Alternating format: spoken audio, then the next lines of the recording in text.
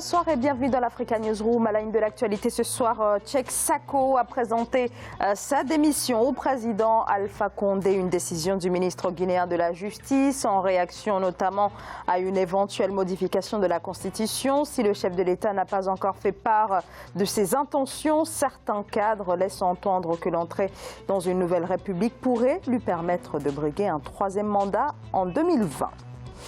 L'opposition béninoise dénonce une faible avancée de l'enquête sur les violences post-électorales des 1er et 2 mai. Candide Azanaï, le président du parti Restaurer l'Espoir, fustige l'attitude du régime du président Patrice Talon.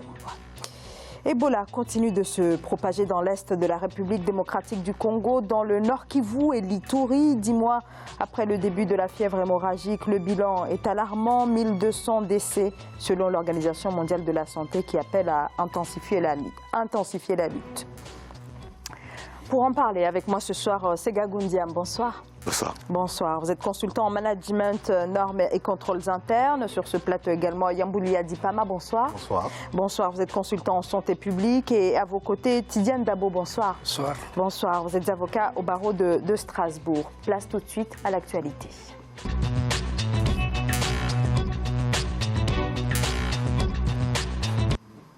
En Guinée, sa démission intervient après 5 ans et demi passés au sein de 3 gouvernements successifs opposés à toute modification de la Constitution. Cheikh Sako, ministre de la Justice, a présenté donc sa démission au président Alpha Condé. Alpha Condé soupçonné de vouloir mettre fin à la limitation du nombre de mandats présidentiels. Aïssatou Bari.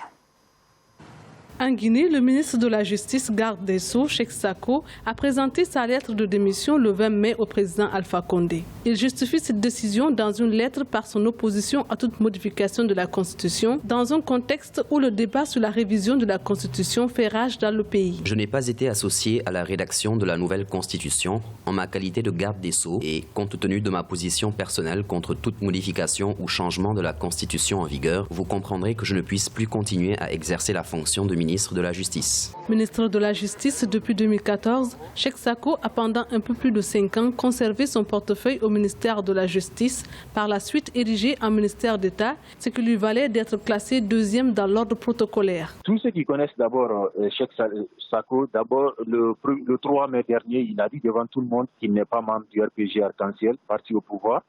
C'est pas un homme politique. Mais moi, son départ quand même pourrait aider l'opposition et le Front national contre la Constitution pour l'utiliser parce que c'est l'un des alliés aujourd'hui contre le 3e mandat. Alpha Condé, dont le dernier mandat arrive à échéance fin 2020, semble vouloir changer la Constitution pour s'octroyer un 3e mandat au vu des déclarations de plusieurs proches du cercle présidentiel. Mais pour le moment, l'intéressé ne s'est pas encore prononcé sur la question. De son côté, l'opposition est en ordre de bataille pour empêcher la révision de la Constitution si toutefois la rumeur est confirmée. Tidiane Dabo, alors un départ qui vient peut-être renforcer le front contre le 3e mandat? Oui, c'est ce qu'on dit. En réalité, est-ce que c'est ce que veut le président de la République? C'est là où il faut être vraiment prudent parce que certes, Cheikh Sako a démissionné pour des raisons liées effectivement à son refus de la révision de la Constitution. Est-ce qu'en réalité, c'est par rapport à l'éventuel 3e mandat du président de la République qui justifierait cette démission-là? En tout cas, moi, je suis assez prudent. Je suis assez prudent par rapport à ça parce que je sais que Cheikh Sako, en tant que juriste, est quelqu'un de très intègre. Les motifs de son départ, s'il l'avoue, il le justifie à travers effectivement l'acte posé par le président de la République, d'autant plus que d'ailleurs, on ne sait pas ce que le président souhaite faire par rapport à ça. Rien n'est clair. Est-ce qu'il démissionne tout simplement parce qu'il pense que le président va se présenter? C'est là où aussi il faut être encore une fois de plus vraiment prudent. Je sais que l'avenir nous en dira davantage. Est-ce que le président va acter ce 3e mandat ou pas? En ce moment-là, je penserais que c'est là où on pourra dire que cette démission est justifiée. Mais si c'est tout simplement parce que d'après aussi ce que dit le Premier ministre, que j'ai entendu, c'est tout simplement pour essayer de juguler le nombre d'institutions qui existeraient effectivement en Guinée, à savoir qu'en Guinée aujourd'hui il y aurait 12 institutions qui sont de trop. 12, ça me paraît quand même assez acceptable pour un pays comme la Guinée. Et ça, en tout cas, cela ne pourrait pas être quand même un motif pour réviser une constitution. Sega Goundiam, alors ce qui est certain, c'est que ce départ intervient après celui du ministre de l'Unité nationale. Qu'est-ce qui se passe exactement au sein du gouvernement guinéen? Est-ce qu'il y a une scission qui commence à se faire, une fracture peut-être contre l'éventuel troisième mandat du président Alpha Condé? On ne peut juger que sur, enfin se faire une opinion, pas juger, se faire une opinion que sur ce qu'on entend. Entre la version du Premier ministre qui parle du nombre d'institutions qui n'est pas nécessairement du ressort du ministre de la Justice et des gardes des Sceaux, et l'autre qui dit « je démissionne parce que la révision constitutionnelle se fait derrière mon dos, je n'ai pas été impliqué »,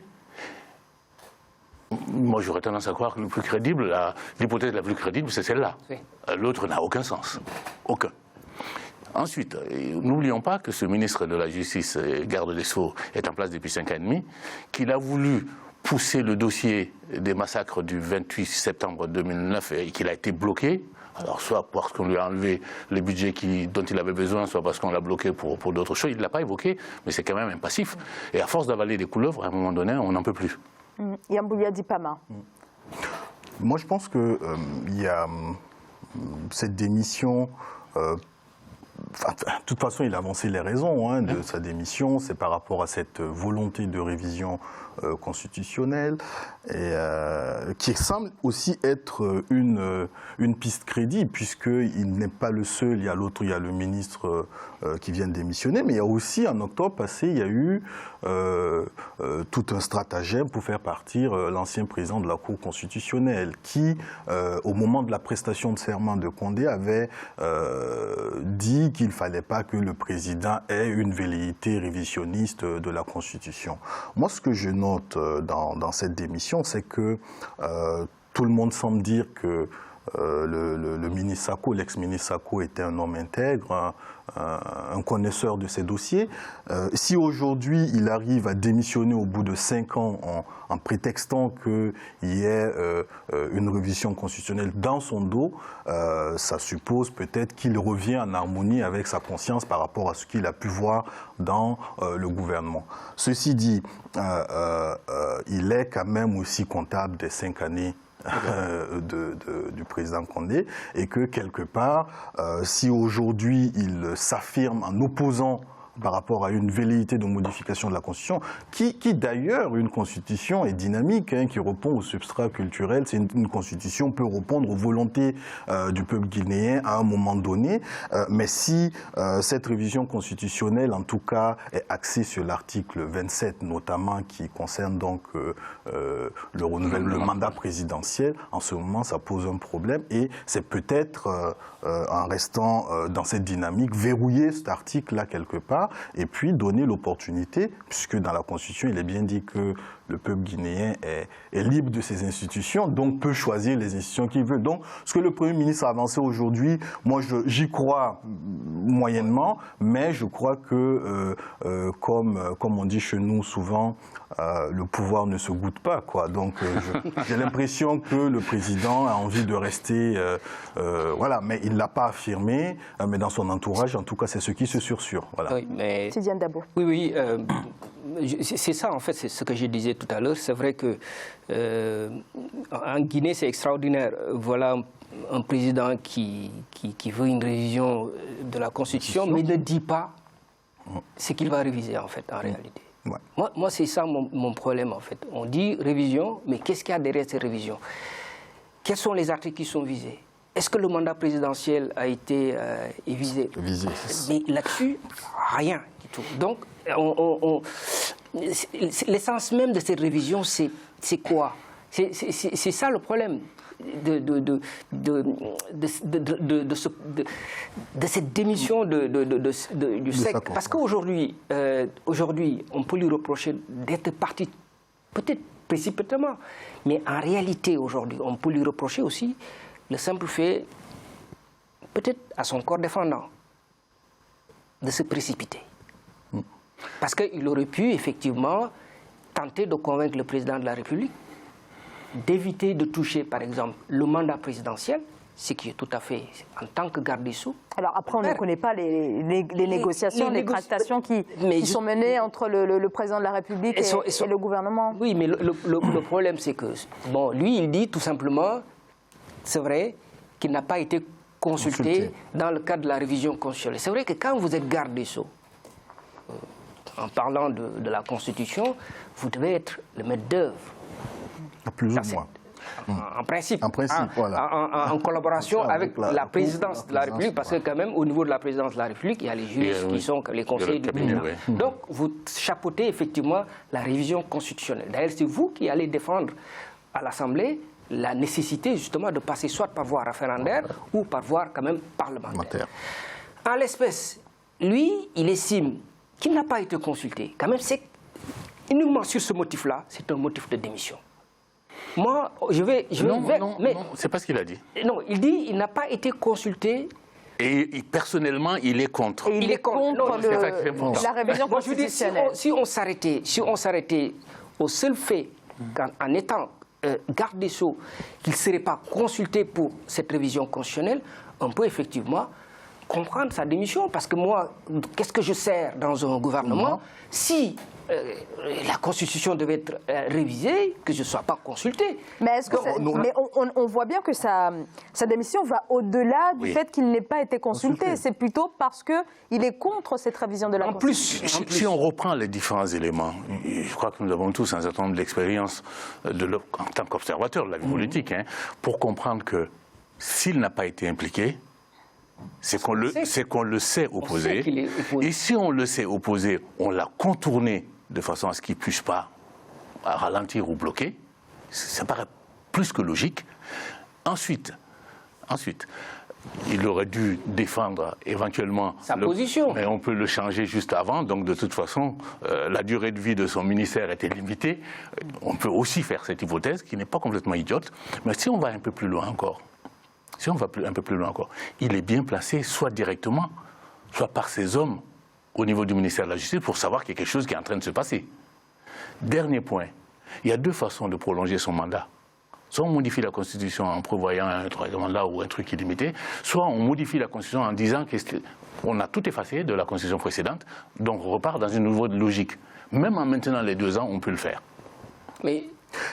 Alors peut-être Yambouli Adipama. Oui, ce sont des hypothèses. On prend juste les plus logiques. Voilà, les plus logiques. Et on se dit que si il est contre la modification de la Constitution, ce n'est peut-être pas pour améliorer cette dynamique institutionnelle et autres, mais parce qu'ils sont une velléité du chef de l'État à se maintenir au pouvoir. Et se maintenir au pouvoir, on l'a vu des exemples dans certains pays, notamment au Burkina Faso dont je suis originaire, où en changeant la Constitution, on rentre dans une nouvelle république. Une virginité. Et donc, la loi n'étant pas rétroactive, enfin, on aura toujours des défenseurs de cela pour pouvoir véritablement dire, mais bien vrai que l'ancienne Constitution disait que cette fois-ci, on est dans une nouvelle république, donc il n'est pas concerné par... On met le compteur à zéro. Ouais. C'est peut-être ça, et effectivement, il s'est peut-être précipité, c'est peut-être pas un politique, ou que, quelque part aussi, aujourd'hui, il y a un conglomérat d'anciens qui ont accompagné le président Alpha Condé dans la gestion de son pouvoir. Je peux parler de ces anciens ministres aujourd'hui qui ont créé des partis politiques, qui veulent en fait s'appuyer sur un conglomérat pour aller vers une coalition, au niveau de 2020. Ils peuvent se positionner. Ils peuvent se positionner. Mais le plus important pour moi, c'est que si la velléité de modification constitutionnelle concerne le mandat présidentiel, nous allons rentrer dans une lutte interminable, et ce sont toujours ces sentinelles politiques qui existent, enfin ces sentinelles, cette vieille garde politique, en tout cas qui existe en Guinée, qu'il faudrait peut-être à un moment donné balayer du revers de la main. Je crois que c'est cette dynamique peut-être à un moment donné qu'il faudrait entrevoir dans cela. Moi, ce qui me déçoit, c'est qu'il a eu son premier mandat pour faire cette modification constitutionnelle. Et aujourd'hui, après on va dire qu'il faut prioriser les priorités en disant il fallait stabiliser l'économie et ceci, cela, et que maintenant on rentre dans une dynamique d'institutions fortes, c'est vrai, mais il aurait pu le faire dès son premier mandat. Pourquoi attendre maintenant, sachant que... Après, ça reste un classique... mais tout ce qu'on fait, c'est de la spéculation. Tout ce qu'on fait, c'est de la spéculation, mais la Constitution, elle peut être modifiée si c'est pour donner une certaine dynamique, parce qu'une Constitution peut être modifiée. Hein. Donc vous posez la question, pourquoi ne pas avoir... pourquoi le président n'a pas voulu donner cette dynamique avant, pourquoi attendre jusqu'à la fin de ce deuxième et dernier mandat? Surtout venant de lui, qui est quand même le premier président élu démocratiquement au suffrage universel. Ouais, c'est vrai. C'est quand même assez terrible de constater ça. Enfin, moi, j'essaie d'accorder une sorte de présomption de bonne foi. Ce qui est normal, bien sûr. Parce que je pense que, quelque part, il y aura ce déclic-là. Si toutefois il devait effectivement toucher la Constitution sur ce plan-là, à savoir le mandat présidentiel, cela d'autant plus que, quand même, il a fallu un gouvernement de transition à l'époque, avec les événements qu'on a connus en Guinée, et une constitution qui avait été préparée. On est passé à l'élection présidentielle. En tout cas, pour moi, c'est pourquoi je disais peut-être le ministre de la Justice s'est un peu précipité, peut-être. Mais en tout cas, je pense, jusqu'à preuve du contraire, que le président de la République... ne va pas se représenter. Oui. Voilà. Ce qui n'est pas vrai, parce que ses partisans... oui, mais on prépare le terrain, oui, au référendum pour une constitution qui n'est même pas encore visible. Parce que quand même, c'est des ballons de sonde, comme on dit souvent. Oui, bien sûr. Il lance une sorte de ballon de sonde pour tester la population. Mais je pense que lui aussi, de son côté, c'est à lui de voir les conséquences que ça peut amener par rapport à la population. Mais une révision à haut risque. C'est une révision à haut risque. Mais bon, d'abord, quand on arrive tout de suite dans le cours du premier mandat, on a très peu... C'est pas une question de priorité. On a très peu de raisons de penser déjà au troisième mandat. Alors qu'au deuxième, ils utilisent tous la même ficelle, elle est un peu grosse. On a lancé un certain nombre de choses qu'on aimerait pousser à bout, dont on aimerait voir les résultats, il faut une continuité, etc. Et ça, on peut le dire que lors du deuxième mandat, quasiment à la fin du deuxième mandat, parce qu'on s'est dit, bah, tiens, il reste encore ça à faire. Donc on peut le justifier de cette façon-là. Le ministre de la Justice, garde des Sceaux, qui a participé au gouvernement pendant 5 ans et demi, ça peut s'expliquer. Il y a beaucoup de gens, vous en connaissez sûrement autour de vous, qui croient qu'on peut changer les choses de l'intérieur. Clairement. Jusqu'à ce qu'au bout d'un certain temps, on se rende compte qu'on brasse du vent et que ça ne change rien du tout.